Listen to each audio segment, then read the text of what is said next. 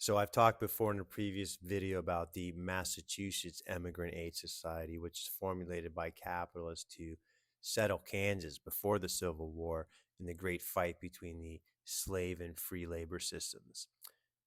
This business model continued. The name of the company is the Jewish Colonization Association, based out of England.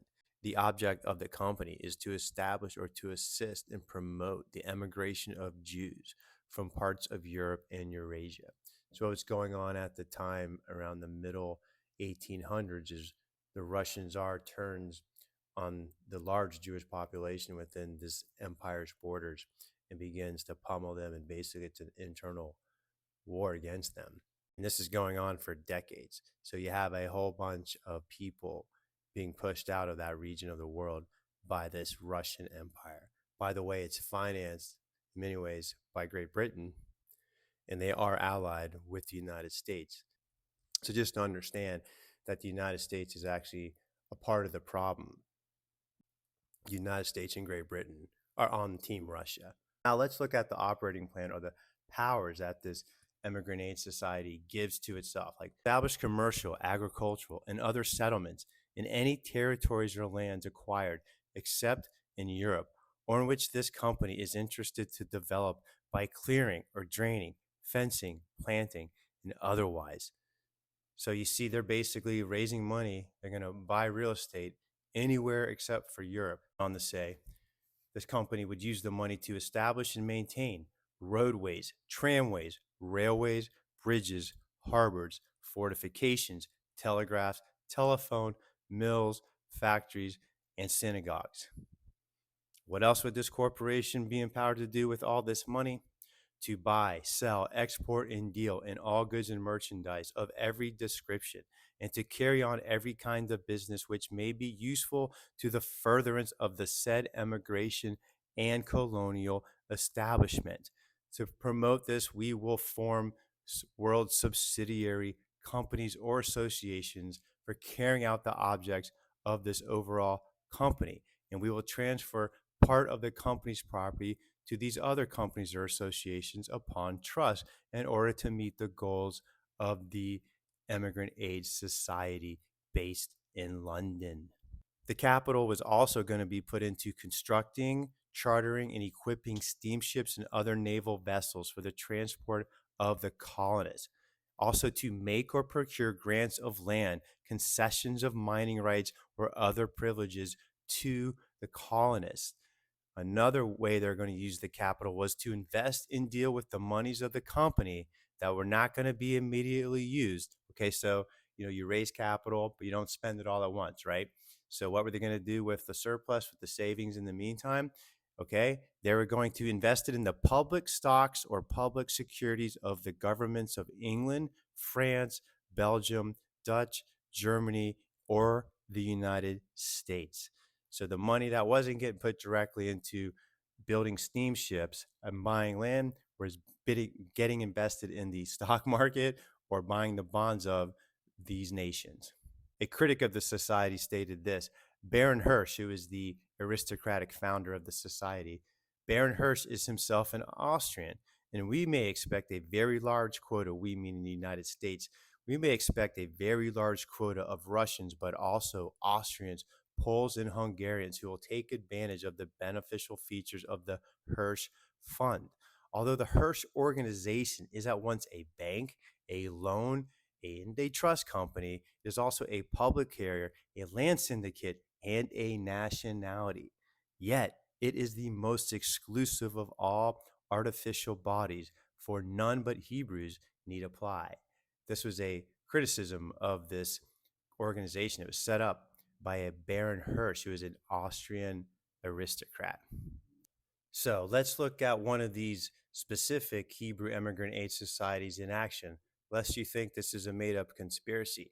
What we have here is the report of the Hebrew Immigrant Aid Society on its first Russian Jewish colony in the United States. It was located in the Catahoula Parish of Louisiana. So let's look at exactly where this colony was located. It was not easy living. The land consists of 2,800 acres situated on Sicily Island in the Catahoula Parish in Louisiana, which is 350 miles from New Orleans and 75 from Natchez, Mississippi. The land is rich, nearly one half of it being under cultivation and is not subject to overflow. New Orleans is the best market and can be reached within 48 hours by boat. Price per acre on the land was $7. The purchase money is to be paid in yearly installments of $2,000 beginning on January 1st, 1885. Interest free loan for the first 5 years, after which it would bear a 6% interest. So, who are they getting the money from? The money's coming from that overall Hebrew Immigrant Aid Society formed by Baron Hirsch, the Austrian aristocrat in England. So this is an example of one of the companies formed by agents of the society. So they're getting the money from the society, but they're not getting it. Is that given to them? Is being loaned to them, interest free for 5 years, 6% after that. Now, how's that paid back? So it goes on to show in the operating details how the money gets pulled. They buy the supplies, they buy the livestock, whatever they need to buy, and all of that is a company expense. But the company expense is credited equally to all the, like, I think it's 150 settlers. So they all sort of have an equal share in the debt. Now they also will then have an equal share in the equity in the property after the debt's paid off. The report on the colony then goes on to say that they erected 40 houses and a warehouse that would hold general supplies. The cost of each house is between $125 and $150.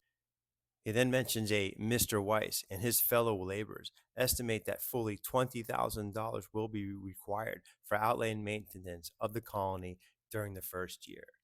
All lands, farming utensils, implements, stock, and furniture shall remain the property of the colony. No member of the colony shall be able to dispose of any of this until the debt of the colony to the Immigrant Aid Association of New Orleans shall have been discharged. So the way that this colony pays off its debt is through export of its agricultural produce. It sends it 2 days downriver to the port of New Orleans, where the Hebrew Immigrant Aid Association, the international one formed by Baron Hirsch, has a company that will take it over on consignment, and then they sell it for money that comes in to pay off the debt. So that's how it's getting paid off. It's an interesting setup in order to invest up front the $20,000 and have a system in place and a buyer. It's your own company basically getting set up to buy it from the colony, and that company then knows how to export it onto the world markets. After the debt of the colony is paid off, the settlers are then in a position to begin to acquire equity in the colony, because now that money, instead of going to pay off the debt, goes into the equity account of the colony, and there's opportunities of them to buy shares. It's a concept introduced in particular by a major elite aristocratic family in America called the Thayer family. So obviously they have a business model of how to colonize, and they're simply taking that business model and applying it to different geographic locations. I'll get to you in another video about their ideas to recolonize the Confederate South without having a civil war. I hope you found it insightful to see how these corporations and capitalists maneuver to get their way politically. Handsome History out.